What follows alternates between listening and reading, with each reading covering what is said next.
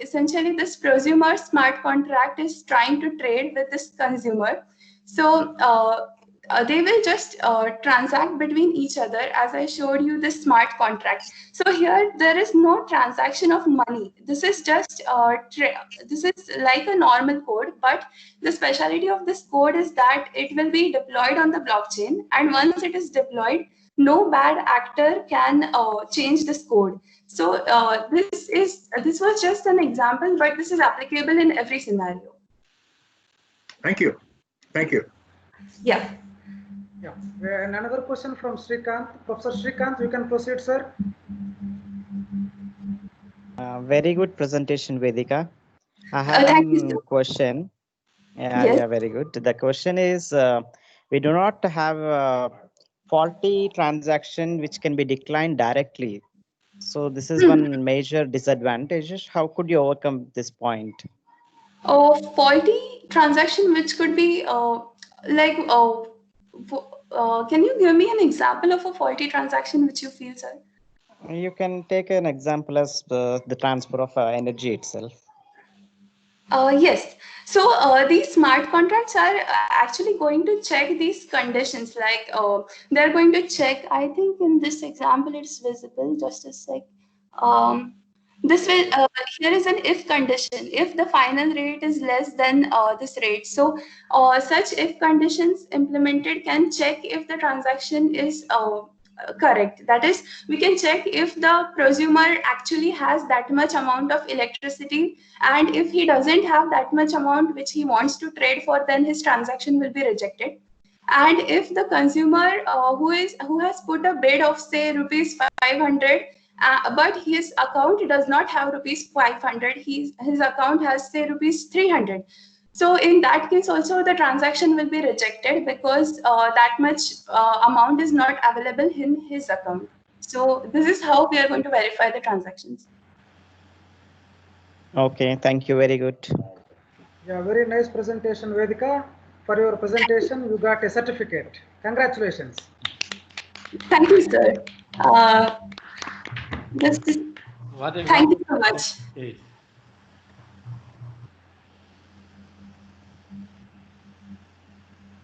Now, last Now we will go for a last presentation of the session. ID number 41, a novel approach to decaying DC upset removal in fault current signals of digital relays. Syed Mohammad Sadek. Syed Mohammad Sadek, over to you, sir. I think it should be in. Syed Mohammad Sadek. Let me call him. Let me call him. Yeah, sure, sir. Sure, sir.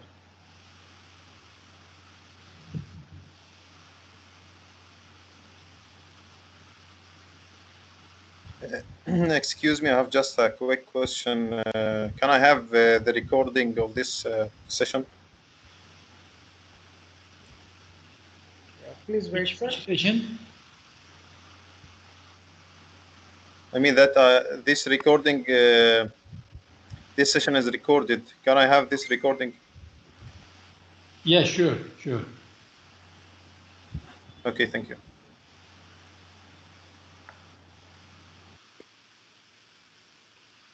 He was here yesterday, presented papers, but I don't know where is he now. Yesterday he presented 2 papers.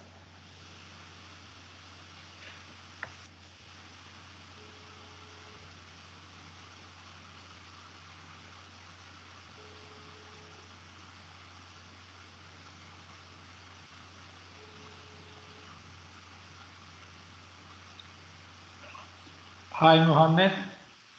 Professor Korak speaking. It is your time to present your paper now. Where are you? Yes.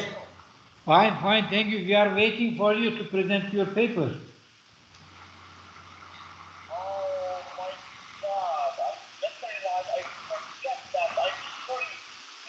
I was sure that my paper is now or tomorrow. I think my paper is time of my deadline of my paper is tomorrow. No, no, not tomorrow. It was yesterday. You can say tomorrow. Today. No, yesterday I lost the paper, but the latest paper I It is ID 41. It's yours.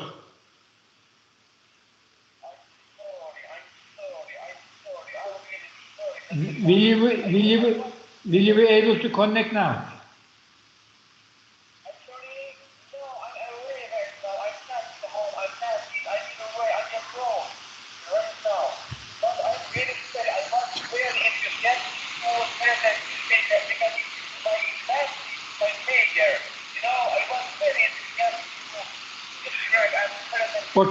Okay. So you try. Can you connect 1 hour later?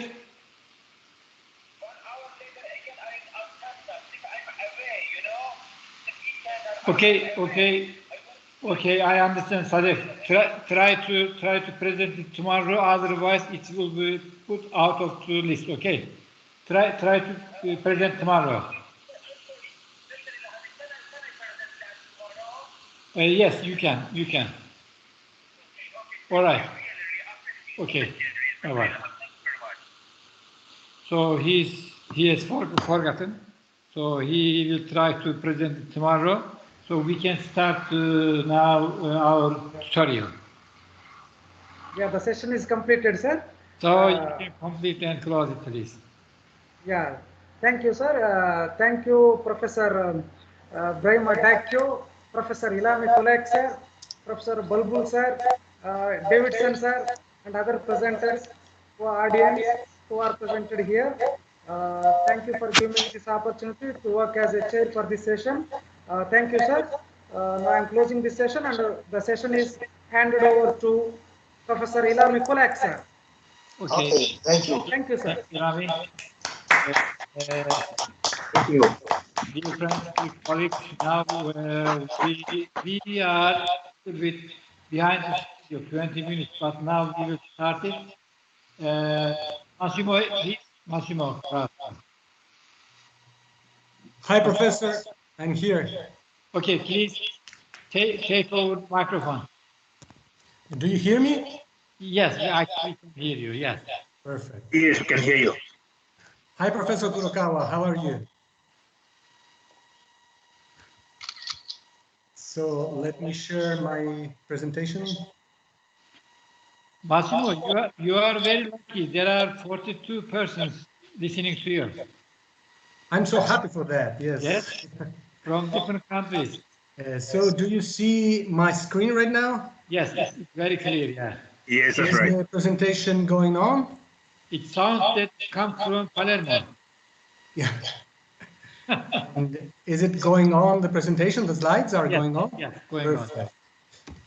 Okay, so good evening to everybody. My name is Massimo Caruso. I'm an electric engineer from the University of Palermo, Italy, and today I'm going to present the tutorial entitled Electric Vehicles and Smart Grid Integration. So the main purpose of this tutorial is to give an overview of the main concepts and challenges that electric vehicles must face towards an optimal smart grid integration. But before I start, the tutorial will be structured as follows. It will be divided in two parts. In the first part, I'll focus the attention on the concepts of the vehicle-to-grid technology and the vehicle-to-grid architecture.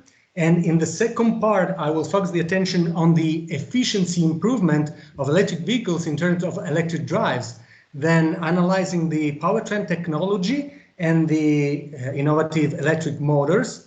And then finally, I will focus the attention on the innovative algorithms for the efficiency and enhancement of the whole drive.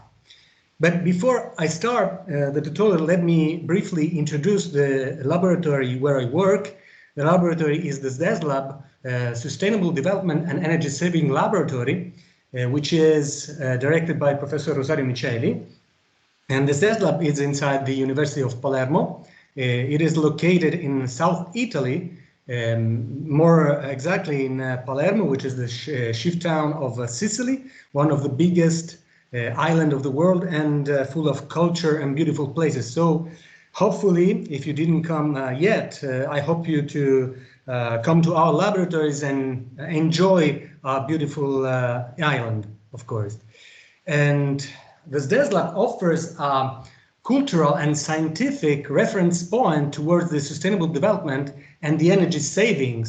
So if we make a comparison in which direction we want of our world is the second picture of the screen, where the technology merges the, of course, the sustainability of our planet. So we want green technologies.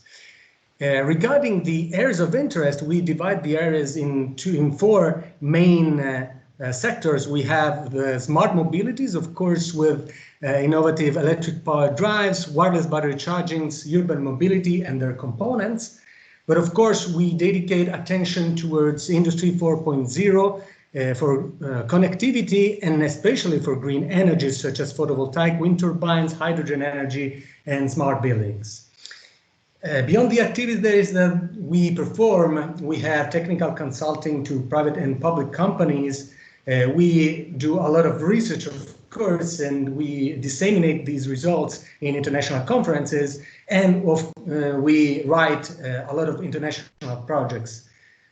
Regarding the international projects, we have here, I have summarized some of the main international projects that we had and we had. The Baywatch project involved energy management systems in buildings, and it was the best European project in 2009. Then we had Isidra regarding the new technologies for micro wind turbines applied for home appliances. Then we had the energetic regarding the characterization of new photovoltaic systems. And nowadays we have 3 projects going on, from the ADAS Plus, which regarding the technologies for autonomous vehicles, a development of sensors capable of receiving information from the status, the health of the driver towards a zero accident project. And then we have also the PROSEP referring to the development of more electric aircrafts. And finally, the REACTION project, which involves the electromagnetic compatibility of new electronic devices.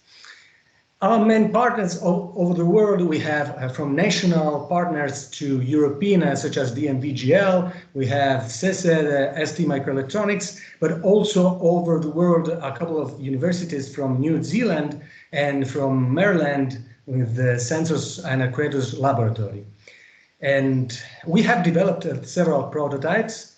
We have here some examples of renewable energy system prototypes. On the upper left, we have a vehicle with an electric motor in the front wheel, driven by a 2-pack of batteries, driven by a photovoltaic panel on the roof of this vehicle for touristic purposes. On the top right, we have developed reconfiguration strategies for photovoltaic systems. On the bottom left, we have a 5.5 kilowatt of fuel cell capable of providing electric energy from hydrogen. And finally, we have on the bottom right, a prototype of micro wind turbine with a double and separated rotor capable of producing 2 kilowatts of power. Finally, we have also the sector of electric machines with, on the top left, we have a linear induction machine typically used in the powertrain magnetic levitation technology. On the top right, a tubular induction motor or machine or generator used for C-wave generation. And then we have also prototypes like electromagnets for the electromagnetic compatibility of magnetic fields with respect to biological species, and prototypes of wireless battery charging. This DES Lab has many areas, such as example, the semi-anechoic chamber in order to test immunity and emissions of electronic devices. But we have also the rapid prototyping lab in which we fabricate the electronic board for our power converters. And these power converters are tested also in the electric drive lab, where we also experimentally validate electric drives and motors and innovative motors. And finally, we have also the power electronics lab, in which you can see a prototype of a multi-level converter. Our team layout basically is based on 10 people. The director is Professor Rosario Micheli. He's a full professor of electric machines. And then we have a couple of professors, of researchers, postdocs, and PhD students. But actually, our team layout is much more big. As you can see here, there's a picture of our team in the 2015 ICREA conference. I think Professor Kolak remembers very well. The ICREA conference is the bigger and almost a little bit older brother of the Icsmartgrid conference, and it was held in Palermo, and Professor Micheli was the general chair, and we had a very good time and a good success, I think. So by returning to our tutorial, let's talk about the vehicle-to-grid technology, so some general concepts. So since decades now, we talk about sustainability. Sustainability refers also to the adoption of new technologies capable, not only suitable for our generation, but also suitable for future generations without affecting the ecosystem of our planet. So we are in the context of green energies, which means adoption of non-polluting natural sources capable of providing inexhaustible and clean power supply towards the sustainability of our planet. Therefore, we talk about renewable energy sources, commonly named RES. Here I have summarized some of the main renewable energy sources from solar, wind energy is capable of providing electric energy from solar radiation or wind power, but we have, of course, geothermal, biomass, sea wave, hydrogen energies, and so on. So these renewable energy sources have increased over the years in order to cover the global energy demand, not only for this purpose, but also in order to reduce as much as possible the greenhouse gas emissions, according to the International Energy Agency, whose perspective is to reduce up to the 80% the greenhouse emissions into 2050, hopefully, of course. And in the meantime, on the other side, it has been demonstrated that the highest growth in terms of pollution has been detected into the automotive sector, which is why a strong action has been taken in order to reduce these emissions also in this sector. That's why electric vehicles have grown over the years. When I'm talking about electric vehicles, I'm talking about a vehicle in which the basic powertrain structure is composed by a battery that drives an electric motor through a power converter. So I'm talking about fuel electric vehicles, but also I'm talking about hybrid electric vehicles composed for both internal combustion engine and electric motor. In any case, these both vehicles capable of connecting their batteries into the grid in order to charge the batteries. But besides the utility that electric vehicles can provide towards the sustainability of our planet, they have a great potential on serving the electric grid because they can be seen as independent distributed generators because their battery, the energy stored in their battery, can provide energy if needed and other services, so-called ancillary services to the grid, and therefore the coordinated charging and discharging cycles of the battery is very attractive, leading to the concept of vehicle-to-grid technology. But when this vehicle-to-grid technology came on and why? So this idea came on almost 30 years ago. Kenton was a researcher that came on with this idea answering a question that if renewable energy sources can be seen as distributed generator throughout the system, why cannot it be the same for electric vehicles capable of providing energy to the grid if needed? And I want you to look at this number, 95.8%. This percentage refers from a statistical result that came on over 100 countries, which is the percentage referred to the time in which over the day the vehicle is parked. So the EV owner, the owner of a vehicle uses his vehicle just 4% of the time, whereas the 96.5% is useless. So the idea was to use this vehicle during the 96.5% of the time for providing these services to the grid. basically, so the vehicle-to-grid technology consists on the possibility of the electric vehicle to act as a generator in order to provide services to the grid. But for the grid perspective, electric vehicles can be seen as both as loads or as generators. But when we talk about loads with respect to the grid, we understand that these are high power and dynamic loads, which are difficult to forecast. So they possess inner uncertainty, increasing the critical aspects of the grid, and increasing also the complexity of an already complex system, which can be a smart grid. But in the meantime, so it's the same, is the two sides of the same coin. In the meantime, the electric vehicles can be seen as generators because the battery is an energy storage sources, are energy storage sources capable of improving the efficiency of the system, its flexibility, as well as for reliability and power quality. So the ancillary services provided by the electric vehicles depend on the power flow directions, because we can either have unidirectional power flow or bidirectional power flow. In the first case, the energy flows from the power grid to the vehicle in a unidirectional manner. As you can see, we have the power grid, then the charging station basically consisting on a rectifying stage, then a DC bus, and then a DC-DC converter in order to provide energy to the grid. In this case, the ancillary services that can be provided is the so-called load-only service, consisting on managing the power status of the battery, so the charging process of the battery, by controlling the charging rate based on specific incentives or schedules.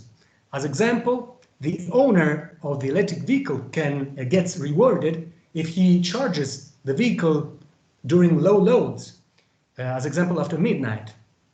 This provides two advantages. First of all, we have the load leveling, because we are charging the vehicle during low load periods, but in the meantime, we avoid the possibility of charging the electric vehicles during high load periods, which could cause overloading of the system, of course. In the bidirectional power flow, the energy flows from the grid to the vehicle and from the vehicle to the grid, providing multiple ancillary services. Let's understand how these ancillary services are made. So I have summarized here some of the most ancillary services provided to both the power utility and the EV owners. We have 4 black arrows regarding the power utility and 2 red and 2 green arrows refer to the ancillary services provided by the vehicle-to-grid technology to the EV owners. And therefore, it means that both power utility and EV owners can benefit from the vehicle-to-grid technology. We have harmonic filtering. This is a first ancillary service because we know that the electric grid integrates nonlinear loads that provide harmonic content into the grid. In this case, the ancillary service, the power converter, can be controlled and acting as a variable impedance in order to act as a filter, avoiding the presence of harmonic in the grid. Another ancillary service can be the voltage regulation. We know that voltage regulation is a very critical issue, and the methodologies applied for this regulation and the power factor compensation, of course, regards the adoption of static var compensators used in specific nodes of the grid. But the reactive power can be provided by, as we saw, by the capacitor that can generate the reactive power needed for the power factor compensation. We, of course, have another ancillary service consisting on the failure recovery, which means that during, as example, system failures or generation outage, the electric vehicle can act as a spinning reserve and providing this service to the grid. And another very interesting service is the peak power shaving.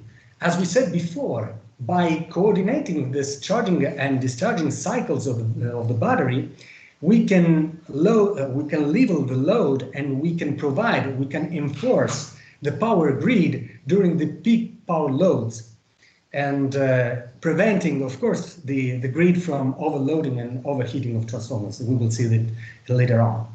Finally, we have other two services that are provided to the EV owners. As example, if the vehicle is connected to the home, can act as an UPS in order to provide energy to the home appliances in case of blackouts. Or if there is, as example, a photovoltaic system into the house, and during the surplus of energy production of this photovoltaic system, the surplus can charge the battery, whereas during the deficit of power production, the EV can act as a backup energy storage system for the home appliances and for charging all the electric energy of the house. If we make a comparison and we see the benefits of these ancillary services, we can see that we minimize the power losses, we maximize, of course, the profit, we have failure recovery, and we maximize the renewable energy generation. And if we see this into a bigger perspective, we have several advantages besides the technical and technological aspects that we saw before. We have, of course, an environmental advantage, as we said, because of the sustainability of the planet, but as well as for the economic aspect, because either both the EV owner and the system operator will get economic advantages on having this optimized system. And finally, there's the human aspect concerning the better quality of life if all these systems are working in an optimal manner. Of course, there's the other side of the coin. There can be negative impacts that can be overcome if there's a coordinated charging and discharging systems of the EV fleet of vehicles. We could have voltage instability, increasing of power losses, and overloading of presence of harmonics, but of course overloading of the system up to, if the loads, if the electric vehicles are charged during high peak loads, we could have also the overloading up to 35%. And the overloading include the overheating of transformers and overloading of fuses and cables. Other challenges are referred to the technological aspects, mainly related to the battery degradation, because the battery is one of the most critical aspects concerning the vehicle-to-grid technology, because it has been demonstrated that the battery decreases its lifetime if these continuous cycles and cycles of charging and discharging are involved.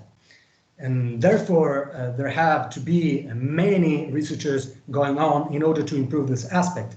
But we have also a social aspect that has to be solved regarding the social acceptance of EV owners regarding the vehicle-to-grid technology, also related to the range anxiety of human beings for buying an electric vehicle which has a battery, and they maybe has range anxiety of the battery duration. In any case, we have said that there's a charging and discharging, coordinated charging and discharging cycles of the electric vehicles. So let's understand how this vehicle-to-grid architecture works in a big overview. So we said that the vehicle-to-grid architecture needs a bidirectional power connection in order to provide all these ancillary services. But other two basic aspects are referred to the communication capability in order to control this charging and discharging cycles, and a precision metering system that satisfies with the highest accuracy possible the services requested from the grid. So related to the first aspect, we have seen the conventional battery charger related to from the grid to the battery of the vehicle. We have rectifying stage and then a DC-DC conversion stage. But we can have also integrated battery chargers with photovoltaic, with renewable energy systems.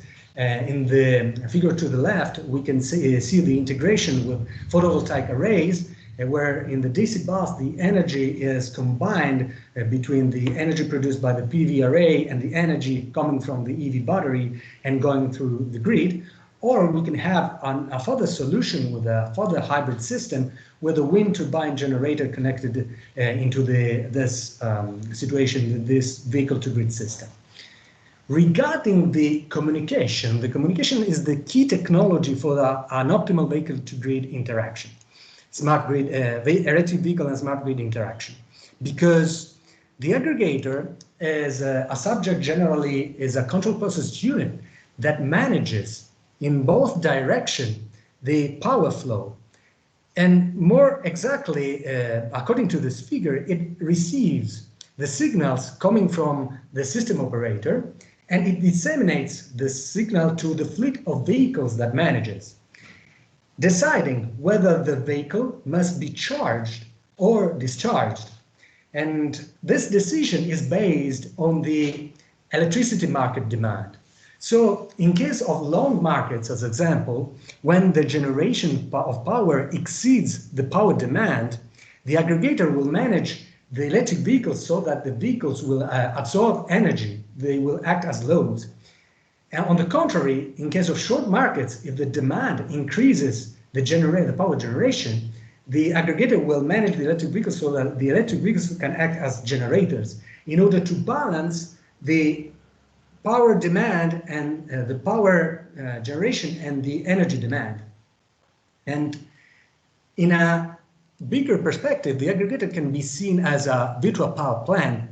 So according to this figure, we have the power generation coming from power stations or renewable energy sources. The energy will be provided to the end users through the transmission system operator and distribution system operator. And then the energy market will receive the communication coming from the power generation and the energy demand, providing information to a control center, which interacts with the aggregator, and the aggregator will manage the electric vehicles, the electric vehicle as a single unit, providing energy if needed and providing all the ancillary services that we said before. Finally, the third key element is the high precision auditing and metering system capable of measuring in real time exactly the request of power from the grid. So the auditing and metering system, the advanced meter infrastructure, it will be composed by distribution management system, meter data management system, home area networks, local area networks, communication technologies, in order to provide with the highest accuracy possible the power requested from the grid. Here is an example of meter data. We can compare the power or the request of power in blue trend with the power response coming from the fleet of vehicles. We can see that there's a difference in terms of x-axis referring to the accuracy. So the accuracy in this case is variable from 1 to 3 seconds. And we have also a vertical axis referred to the difference of power, of amplitude power required from the grid and requested from the grid and response for the electric vehicles. We can see that the power changes from positive to negative, which means that there are periods of time in which electric vehicles will act as generators and other periods when they will act as loads. Basically, the vehicle-to-grid technology can be seen in a bigger perspective, in a vehicle-to-something technology. So we earlier said about the vehicle-to-grid, but we have also the vehicle-to-home. So we are using the vehicle to provide energy to the home in which it is connected. Or we have the vehicle-to-vehicle. So a vehicle can charge another vehicle. Or much bigger, the vehicle-to-community, using the vehicle to provide storage for a local grid. Generally, this vehicle-to-everything concept is very interesting because it will communicate not only with the grid, with the home, or with another vehicle, but we will have a vehicle to pedestrian concept communicating with the pedestrian with approaching alarms, and a vehicle to infrastructure concept in which the communication will alert for traffic lights, traffic congestions, or road conditions, etc. Once we understood the basic principles of the vehicle-to-grid technology and its architecture, we can go further in order to understand how the EVs can be improved in terms of efficiency regarding their powertrain technology and their electric drives. So basically, the powertrain technology can be divided in two categories. We have the full electric vehicles, as we said before, but we have also the hybrid electric vehicles with plug-in, and this second category can be distinguished by series hybrid electric vehicles parallel and series parallel. In the first case, we have an internal combustion engine that provides mechanical movement to an electric generator, and then after a rectifying stage, the energy is combined with the energy provided by the battery and then given to the electric motor that provides the mechanical movement and the transmission, therefore the transmission.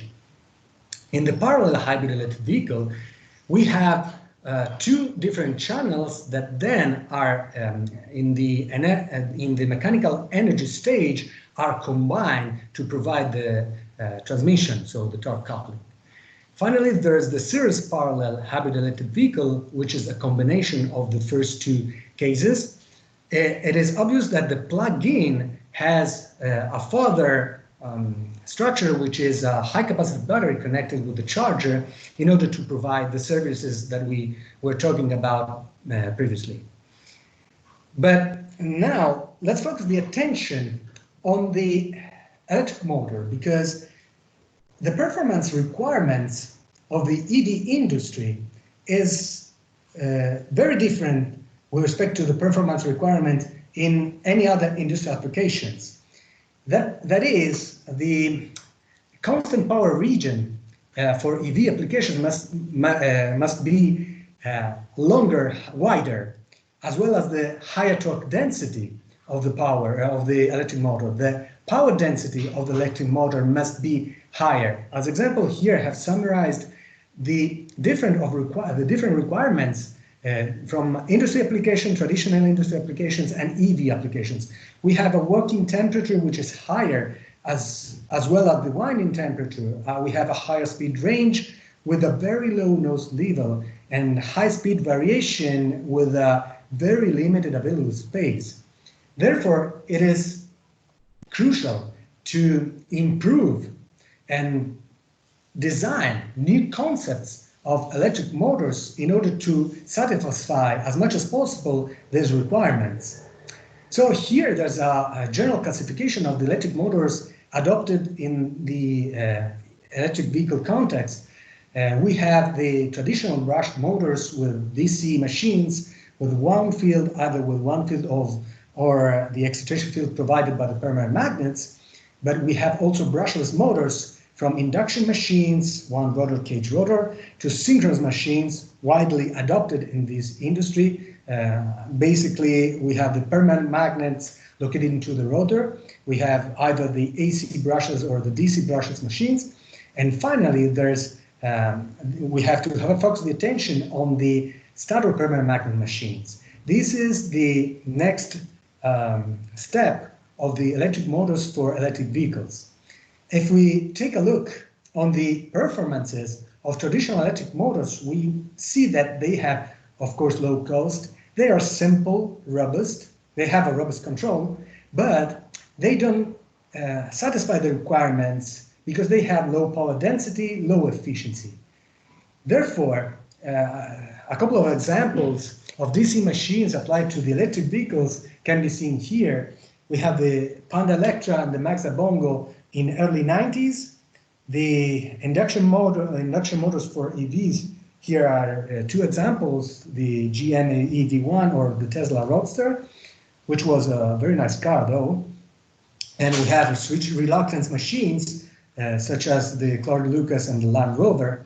But the most commonly used synchronous PM machines are the brushless machines with internal or surface mounted permanent magnets. As we can see here, we have cross sections of different synchronous permanent magnet machines with both tangential magnetizing permanent magnets or V-shaped magnets and so on. But the main fact is these machines provide higher efficiency, higher power weight ratio, and reliability of the motor. These are some of the most commonly adopted synchronous permanent magnet machines in the EV industry. As you can see, many companies adopt this type of motors, from Ford to Toyota, Hyundai, even Porsche. And the most commonly recent permanent magnets brushless machines are the Nissan Leaf and the Smart 42. But let's get to the further analysis, the further innovation of electric motors for EV applications.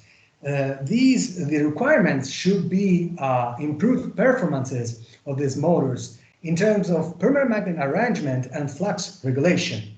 Therefore, the conception of 3 different new type of machines has been carried out. We have the doubly silent permanent magnet machine, the flux reversal, and the flux switching machine. These 3 machines have in common the fact that the permanent magnets are located into the stator and not into the rotor, providing robustness of and compactness of the rotor structure. And as example, the doubly silent permanent magnet machine is a very simple motor where the permanent magnets are located into the back iron of the stator structure. The armature winding is a consultative one, and the simplicity and the low cost of this motor are 2 of the main advantages of this typology. The electromagnetic force air gap is a trapezoidal shape, and we can have different structures of these motors from 2-phase 4 to 6 poles to 3-phase, both 6 to 4, 12 to 8 poles, and 4-phase machines, 8 to 6 poles. Regarding the flux reversal permanent magnet machines, we have the permanent magnets located either into the surface of the stator teeth or internally to the stator teeth. Here in this example, we have the stator teeth, which has 2 permanent magnets mounted with different polarities. So depending on the rotor position, the flux will link the permanent magnets in a reverse way with respect to the previous one. So that's why it is called flux reversal. And we have, as well as the previous condition, we have the electromagnetic force, which is a trapezoidal shape. And we have different structures, such as 4 to 6 poles and 6 to 8 poles, with high torque density optimization of the structure of the machine. A more complex structure is the flux switching permanent magnet machine. As we can see here, the permanent magnet is sandwiched between 2 stator laminates and creating a more complex structure. And in this case, the polarity of the permanent magnet torque leakage reverses when the rotor pole aligns the successive stator tooth that belongs to the same phase. Here we have as well different structures from 12 to 14 poles to 3-phase 6 to 5 poles. We have low torque ripple, but in the meantime, this complex structure leads to high costs. And therefore, if we make a comparison of these innovative machines, we see that, of course, the permanent magnet consumption of the flux switching is maximum, whether it's minimum in the doubly silent, but with the flux switching, we realize the maximum torque density.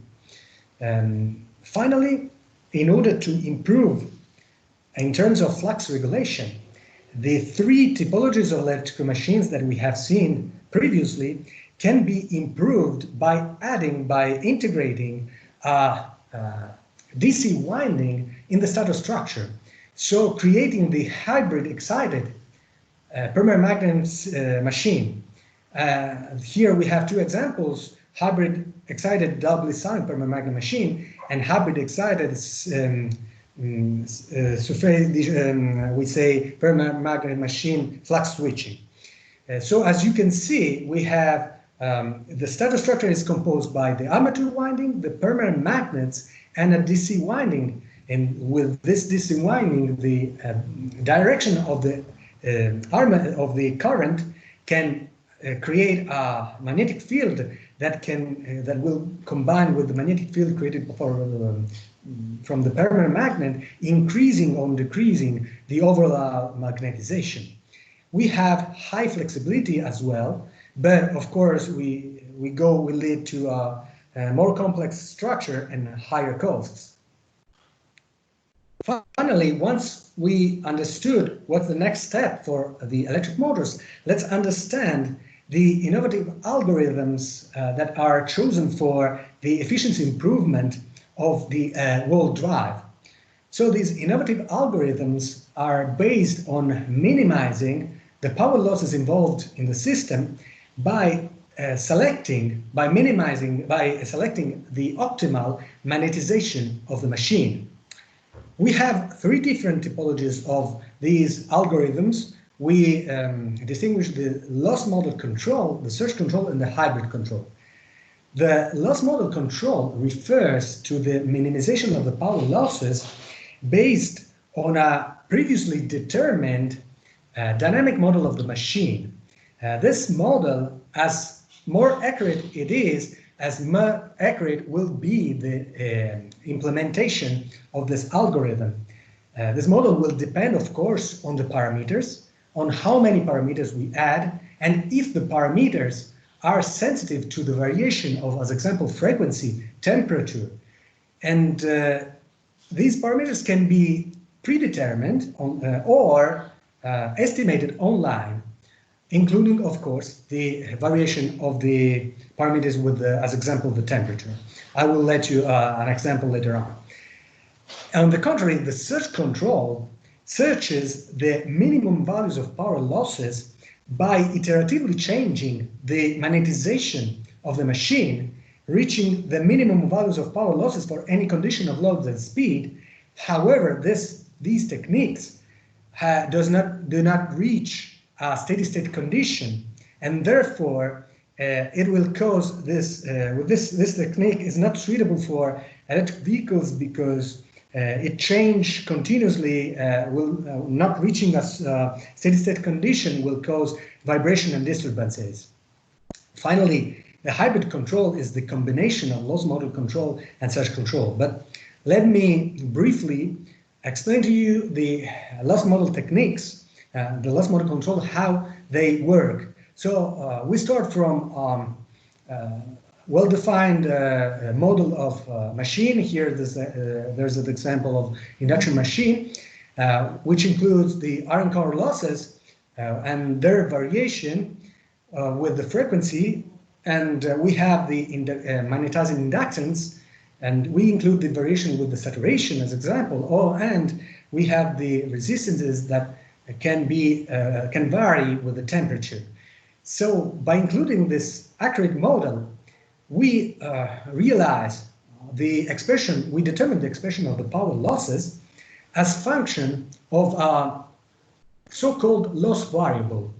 This loss variable can either be, in this case, is as example, the direct axis magnetizing flux, but it can either be the slip frequency, the slip speed, the direct axis current component, or whatever variable. And we derive the expression as function of the loss variable, and therefore we determine the minimum values of power losses depending on that loss variable.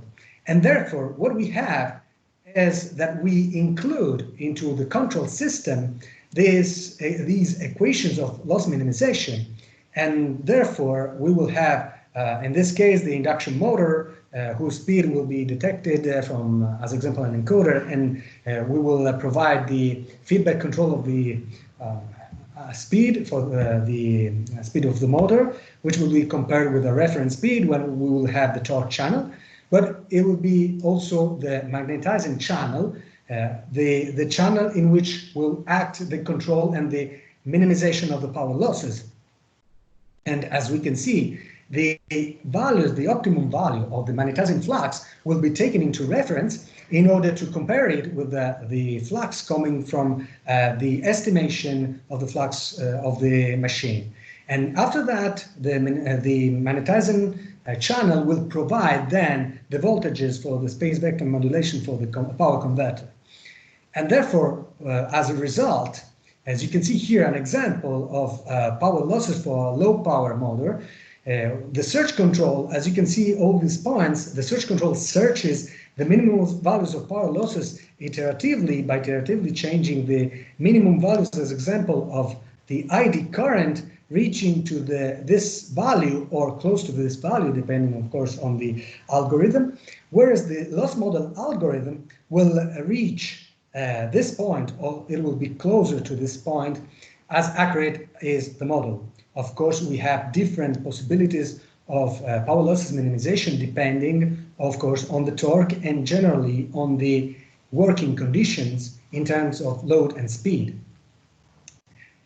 Other further examples, we can compare the power losses from the field-oriented control to the power losses obtained with a loss model technique. As you can see, for each condition of loads and speed, we have lower power losses. And here there's a three-dimensional graph that, in order to provide an overview on what happens in terms of load and speed on power variations, and it has been demonstrated that we can save almost 30% of power losses with the loss model techniques. Here we have other examples to justify the fact that for any condition of speed and load, we can also have a lower input power coming from the motor. And these techniques can also be adopted to permanent magnet synchronous machines. As we can see here, there's a block scheme for the loss minimization of the power, the permanent magnet synchronous machine. We have as well, the logic is the same. We have the LNA block scheme in which we implement these equations in order to obtain the optimal direct access current component, which minimizes the power losses. As well as the previous cases, we can see all the families of curves of power losses. Here is applied for a very low power motor, but we can notice that the direct access current component, by changing this value, we can reach the minimum values of power losses for any condition of load and speed. Therefore, we saw that the optimal integration of the electric vehicles into the smart grid passes through many aspects, from the economic to the technological to the social. Basically, in the technological aspects, I have emphasized the electric drive components, the electric drive optimization, and the electric motor optimization. So the trends for the future are very promising, and we hope that in the future the vehicle-to-grid technology can be optimized and as soon as possible, of course. So this is my email, massimo.caruso16@unipa.it. If you have some project proposals, we are more than willing to propose and present projects, international projects together. And I would like to thank you all. Thank you, Professor Kolak, that provided me the opportunity of this tutorial. I thank Professor Micheli, that he is my tutor, he is my professor, and of course I have to thank him. Thank you again. Massimo.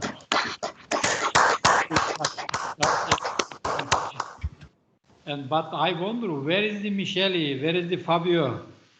I think they are around, of course. They were busy also for other. Bye, Lami. That's. You are here. Everybody's here. Behind you. Yeah, exactly. Very good. So it was really very good presentation, and then supported by your laboratory. I remember your laboratory. It is very good. I hope it is developed further now, and you have many facilities there. I wish I am a student at your laboratory. You're welcome whenever you. I don't know how is the Michelis behavior? Is it very hard to the students? He has a very good behavior. Massimo, pay attention on what you are telling about. Yeah, he treats everybody like you, Professor Kolak, as a family. So we are very happy to work in these laboratories because we are all a family. We support each other. So we enjoy staying at the laboratories. Very good things about it. Otherwise, Michelle will send you to Istanbul to me. In Turkey, yeah, I know that. Together with Fabio, yeah, I know that. Okay, so we can get some question and contribution from the audience. Maybe Professor Davidson can do some contribution. I see other Mulahum from Algeria, he can contribute, and the other persons maybe. I see my colleague Nihat Öztürk, he may contribute. There are many colleagues who can contribute and ask questions. Yeah. Okay, first is Davidson, please. Yes, thank you very much, Prof, for the neat presentation. You know, it's quite impressive to see the range of electrical machine drives that you're using in your laboratory and for your research. This is just a case of curiosity.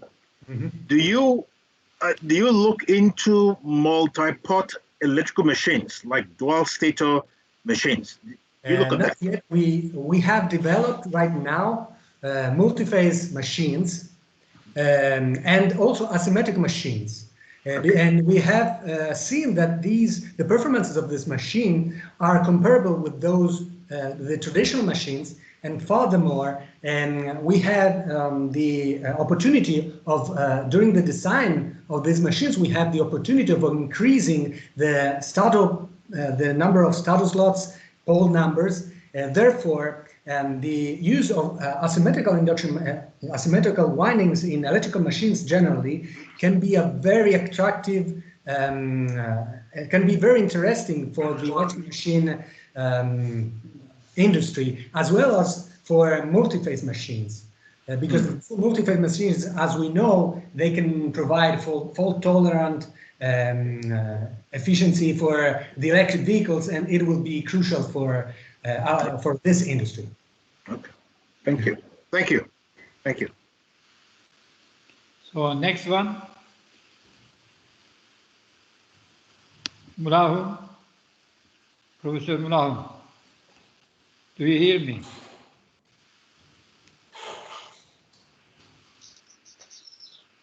Hello. Yes. Hello, how are you?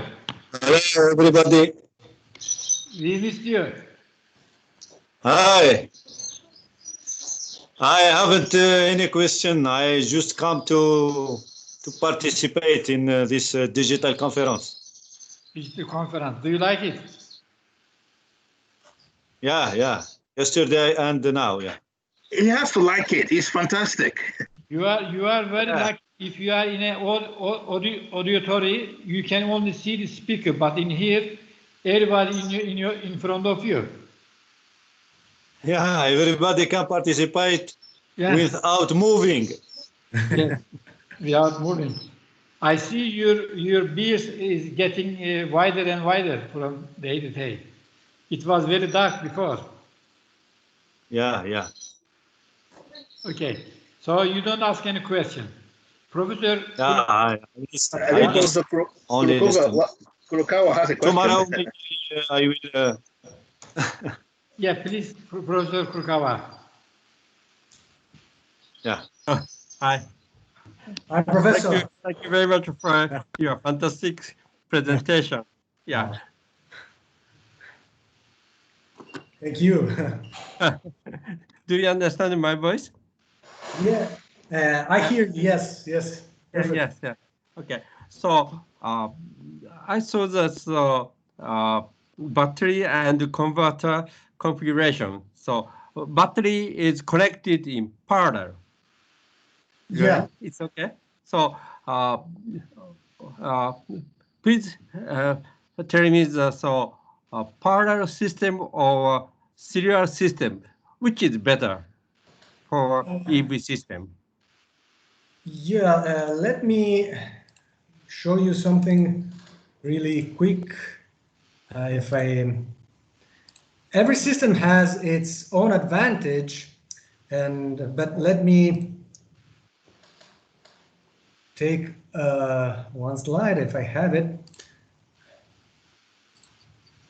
System.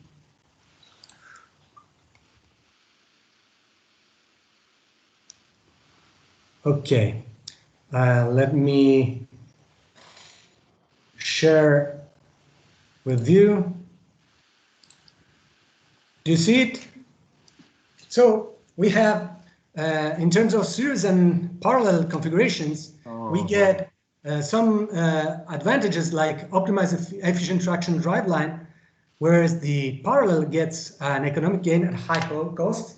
Of course, the best solution will be the series parallel connection with zero emission operation possible, but of course, in the meantime, it will create a very expensive system, and it will increase the complexity of the control.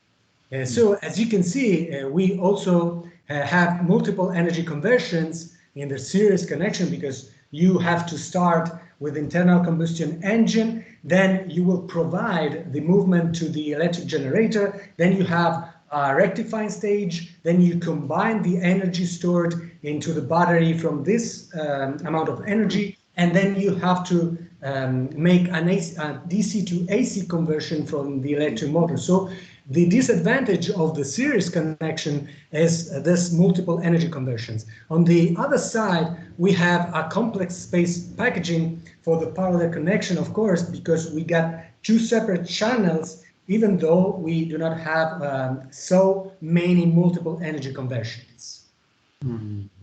So these are the main advantages and disadvantages of this kind of features of the series and parallel hybrid electric vehicles. Which system is better for total power efficiency? For total? Sorry? Total power efficiency. Which is better? For total? Total efficiency. Power efficiency, yeah.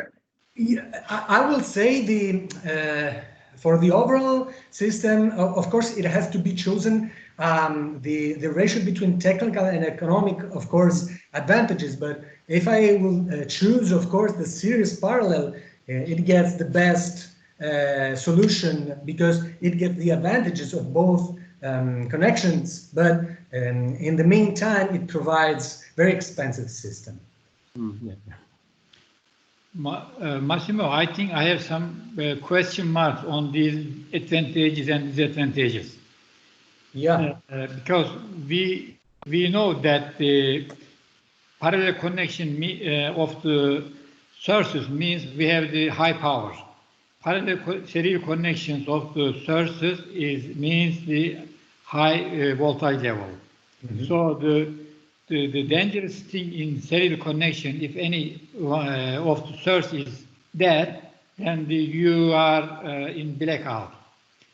But in parallel connection, you are not in a blackout, so you can recover your distance with the other connections. But in this table, the explanations include some question marks. They have to be verified, I think.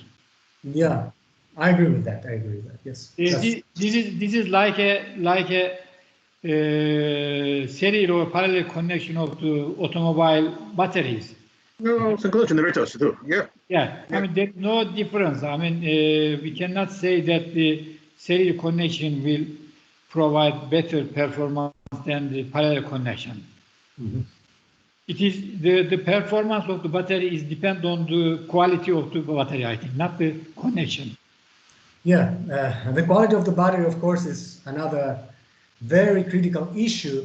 I couldn't provide here, but because we had not so much time, but mostly probably is the most critical issue for the vehicle to grid concept, because it has been demonstrated that almost the 30% of the lifetime of the battery will decrease its performance, their lifetime, if the continuous charging and discharging cycles are performed in the vehicle-to-grid technology.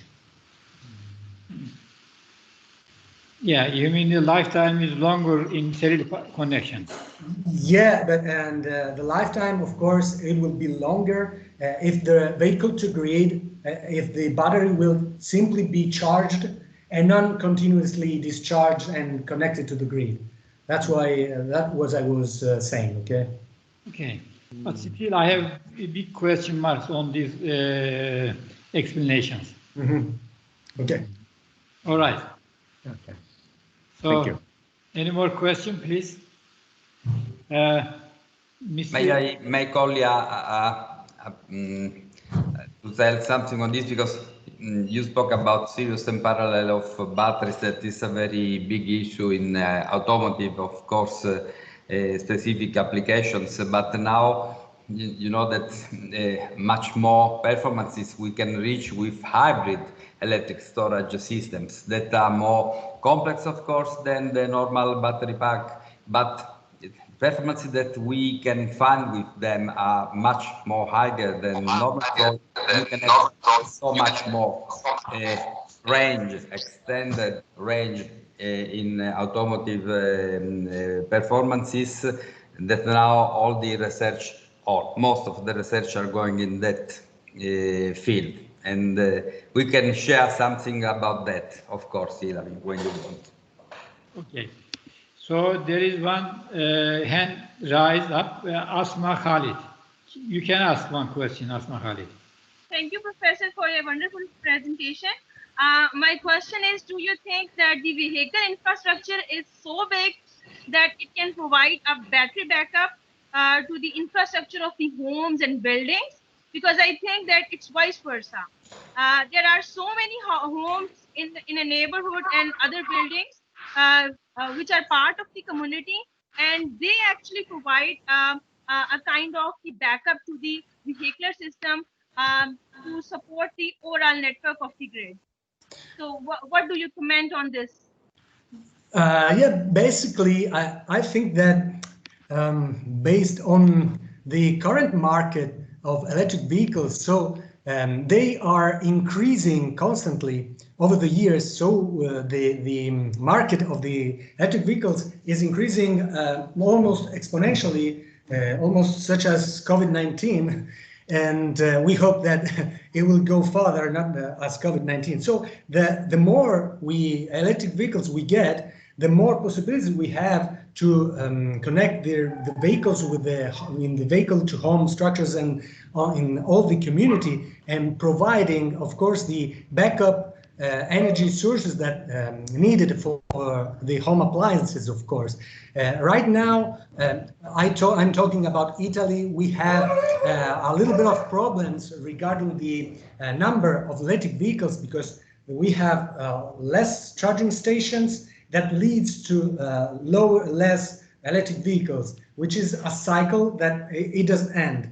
In the way when we will have a social acceptance of electric vehicles in our system, we will understand that we will increase the number of charging stations, we will increase the number, of course, of electric vehicles, and the electric vehicles in vehicle-to-home technology and vehicle-to-community technology can provide a very good improvement in this case, and acting as of course, as a backup energy storage sources. Thank you very much. No problem. Okay, any more questions, please? No more rising. Okay, Khalid Asma has just, and the Professor Bulbul, no? Hi, Professor. Yes. The microphone is off. He's protecting himself from Corona. Your microphone is not on. Okay. Okay, so there is another colleague from Professor Nihat Öztürk, can you ask one question, please? Thank you, Dr. Kolak. Warm wish from Ankara. I wonder what is your system advantage? Please tell me about this subject. Please, can you repeat it slowly? I didn't understand it. What is advantage your system? My actuality? Yeah. The advantage of your system. The advantage of the system, of the proposed system, of course, are, you mean the loss model algorithms can improve, of course, the efficiency of the system because it minimizes the power losses involved in any drive. We have tested and experimentally validated loss model algorithms for induction machines, for brushless machines, and we believe that the high power motors adopted in EV industries are also goodly affected, positively affected to our system, to our loss minimization algorithm for the whole drive, including power converter and electric motor. This is the main advantage, which provides flexibility of the system, energy efficiency, and this increasing of efficiency and reducing of power losses, of course, provides advantages, of course, into the battery section and therefore into the vehicle to grid section, because the battery will be discharged in a longer time, and therefore it will have much more energy to provide to the grid, of course. Thank you very much. No problem. Okay, who's this one? And Ilami, sorry. Can you invite Fabio because he wants to join us? Yes, it is. Fabio! Thank you. Hey, Fabio, welcome. How's it going? Where have you been? Fabio, sei senza... Metti l'audio, metti il microfono. He's like speaking from cockpit. He's very smart. He's very smart. Oh, Fabio was involved in another conference. Okay, very good, Fabio. We have been talking about you yesterday and today, but we want to see the Chiro as well. Okay. Nice to see you, Fabio. Speaking of that, it's a pleasure to rejoin our family. The Professor Micheli promised us tomorrow after the session, Professor Chiro will play the guitar for us. And all we will dance. And of course. We will remember our time in Milwaukee and last year in Romania, Brasov. Professor, I have a surprise for you tomorrow. Okay. Very good.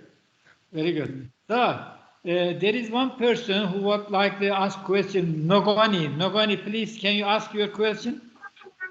Okay, Dr. Massimo, I understand for the vehicle to grid energy injection, the vehicle they've driven for some time to charge the battery. So I don't know how sustainable it is going to be going into the future, given that the number of vehicles might definitely decrease globally.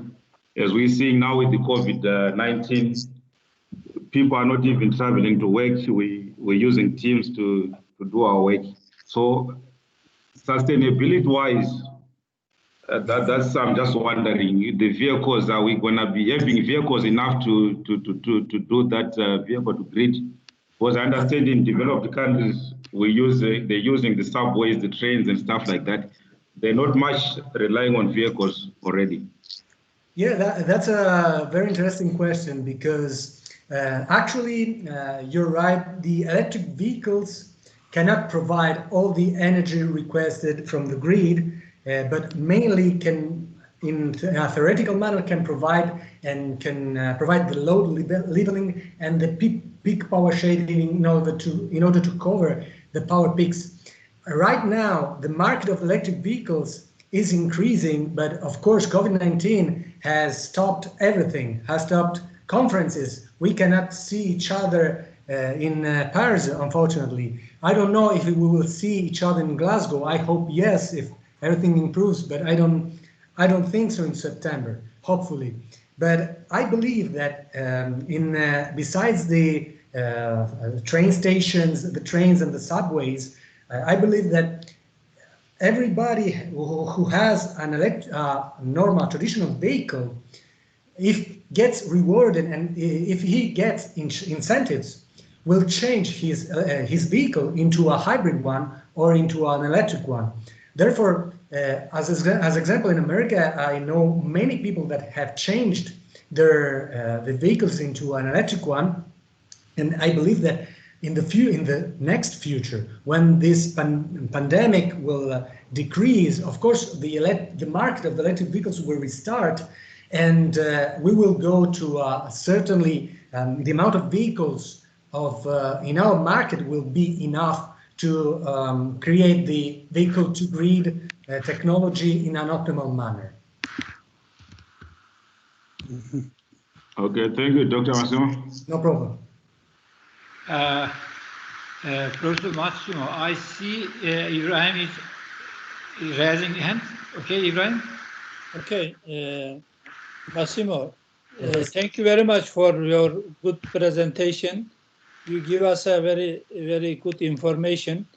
I am just wondering, I think that's kind of international collaboration project. I'm wondering which fund get it to do it.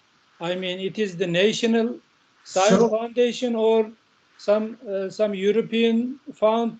What kind of fund you use? So generally, we have three different type of projects from the regional project. The regional project gets funded from the Europe, but it will manage the project in a regional way. Then we have the national projects involving just the nation, so industry and companies around Italy, and then we have generally we go directly to Horizon 2020 or Excel projects. These projects involve many partners around Europe, but there is also the possibility of many calls are also can be acquire also extra European partners as well as United States and China. There are specific calls directed towards this specific conditions, but mainly right now we have international projects with European partners or national partners. But I'm very interested to make a collaboration with you, and I was talking to Nasi Gang in Brasov, but we didn't contact anymore for future projects and future collaborations. It will be a great pleasure to make a collaboration with you. We will wait your proposal. All right. Okay. Thank you very much. Thank you.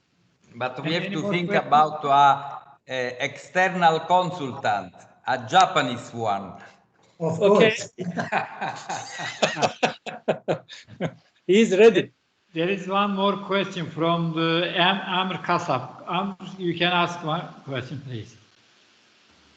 Okay, thank you, Dr. Massimo, for your presentation. I have just a quick question about PhD, someone who wants to proceed his PhD study in Paris or Europe, maybe in the smart grid communication. Is there any opportunities this time, or coronavirus also will prevent something like that? I think that in this case, Professor Micheli is more focus on this aspect because he's the coordinator of. He's the one. He's the one. But I think that right now coronavirus has blocked everything. So, but I let Professor Micheli talk about this. I can say that since September, our university will be open, so we can invite PhD students from abroad, but we need, of course, an agreement between the two universities, the two doctoral schools, but I think that in very few time we can sign the agreement, and so we are, of course, at your disposal since September, because our rector decided to open lessons for the next academic year. Because up to now in Sicily we have no contamination. Hopefully. Okay, thank you very much. Dr. Kazab, where do you come from? I am from Egypt. From Egypt. So, yes, but I have the American citizenship. So I am looking. I just finished. I will be finishing my master's degree. I'm working now with the company Sweden Egypt. I am continuing my realistic project. Maybe I am going to publish another paper, but I am looking for the PhD study and the application. I see. If you want, you can send an email to me and to Professor Micheli as well, and we can try to arrange something. One thing is for sure that if you want to continue a PhD course here, the highest problem will not be the technical, because we are full of laboratories, will be maybe the economic problems. I don't know if the university can provide, or both university must provide the economic fundings to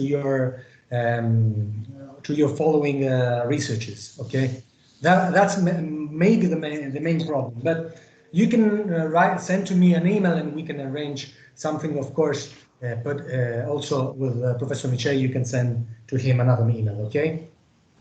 Okay, anyone can please, you can share your email. Where can I find it? Let me share my email real quickly. And here.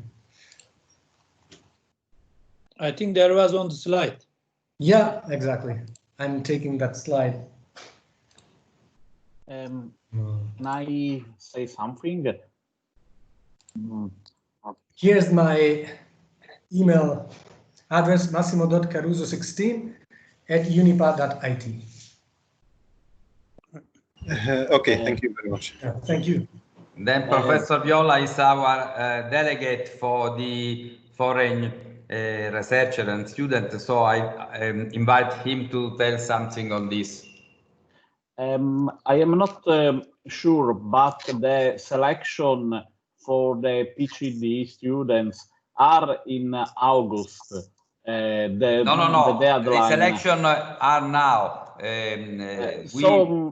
We'll have a selection from 26th of June till 26th of July. You have the time to send your submission, and then of course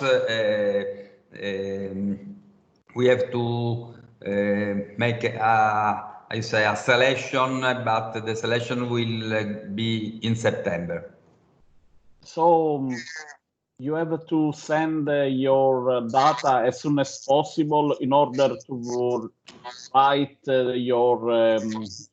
your program of study. So tomorrow send an email to Massimo or Professor Micheli. Okay? Okay, thank you very much. You're welcome.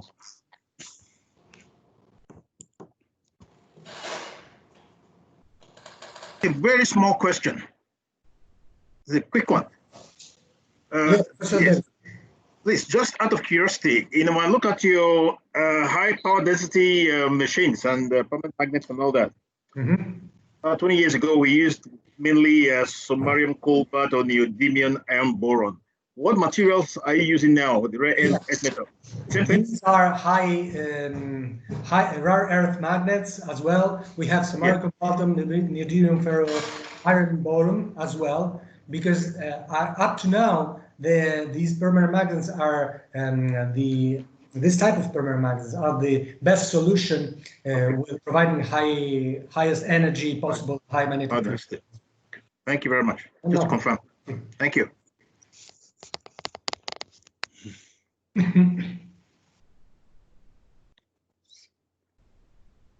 Professor Polak, maybe your microphone is off. Yeah.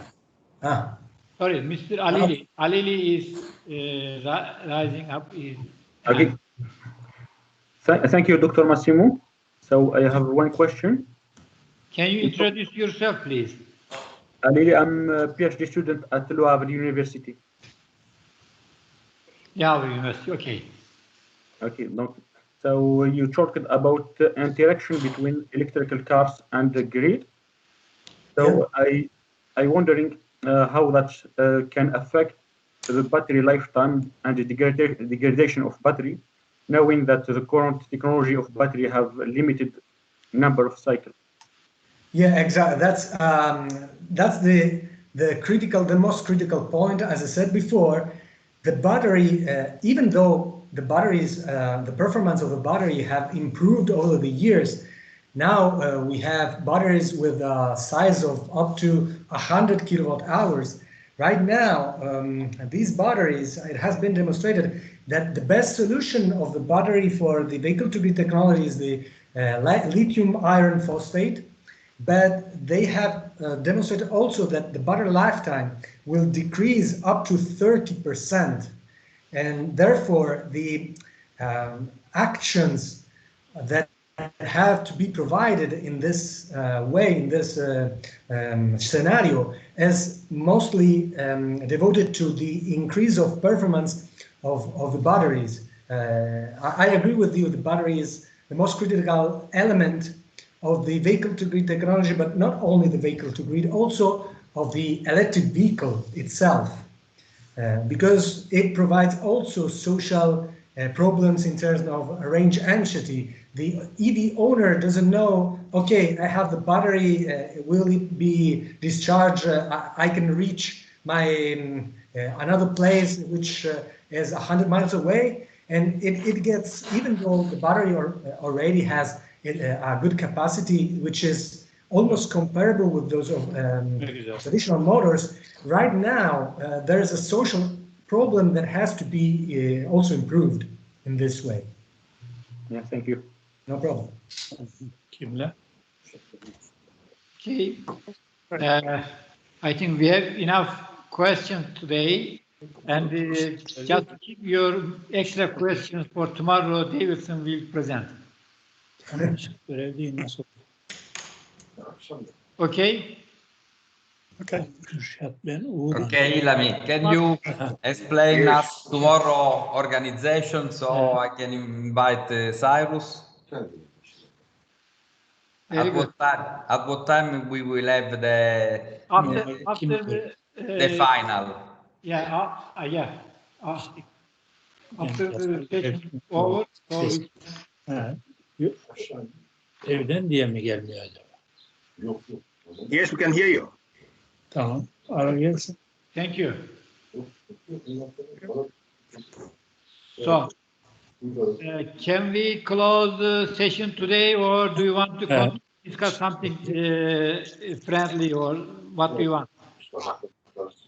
No, I asked the only what is the schedule for tomorrow, because for the closing ceremony of tomorrow, the final speech, because I want to invite Ciro to be here with me, and he wants to say bye-bye to all of you, even if he is involved in the organization of his conference of measurement, IMECO conference, that will be held in September. We will wait him tomorrow. Tomorrow, yes. Tomorrow after the closing session, yes, after the closing session. The closing session, at what time it is? What time it is? 6 o'clock, right? 6 o'clock, yes. 6 o'clock. Yeah. Perfect. 6 o'clock. Let me see. 6 o'clock. Yes, 6 o'clock. Yes. Okay. Okay.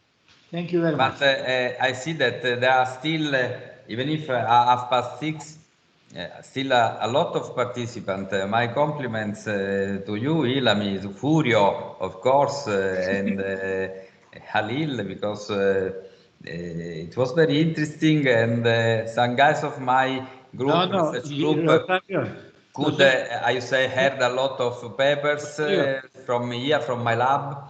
And I'm very happy of this, that this conference, even if it's not in presence, like we hope we will have very soon, it's going well. Very, very happy of this. Very good. I can say now, only now that we are in family, but even if I say with all people, they can think that I tell these words only because we are friends, but this is not the truth. We are friends, we are brothers, but I really appreciate this conference. Yeah, thank you very much. Thank you very much. But you are calling the Ibrahim Halil, but the Matsu call him Bülü. Only Shiro can understand you. You know that's classified. He can write in Turkish. Where is Matsumi? Matsu is not today, not with us today. I think tomorrow he may come. Okay. Of course. Yeah. Do you know where he is, Kurukova? Yeah. Do you know where he is? He's sleeping now, midnight. Yeah. Oh, okay. Yeah. Which time is there? Now, 1 o'clock? 1:30? 12 o'clock, yeah.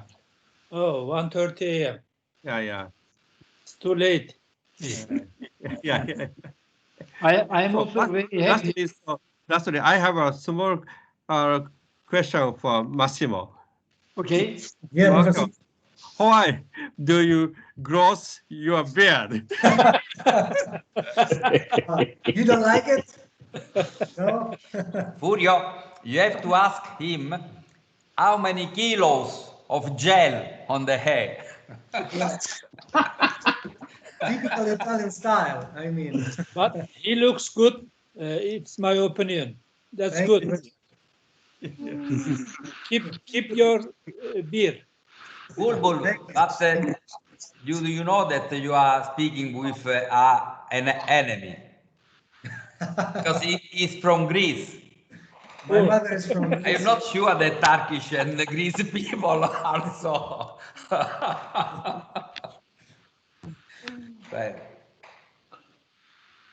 But tomorrow we will dance the Turkish Friendish dance. Yes, I alone, but we can try. Professor will arrange it. Okay.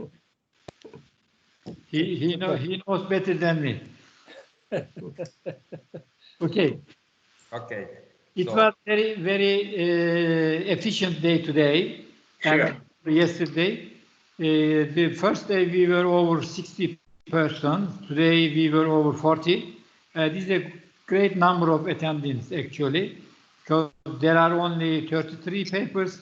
So we are doubling the number of attendees. So it is very good, great success. Thank you for your contributions, and see you tomorrow at 2 o'clock. Thank you very much. Paris time. Yeah, thank you. Goodbye. Goodbye. Thank you. Bye. Have a nice All right, night. thank you. Right. Bye. For us a dinner. Tomorrow.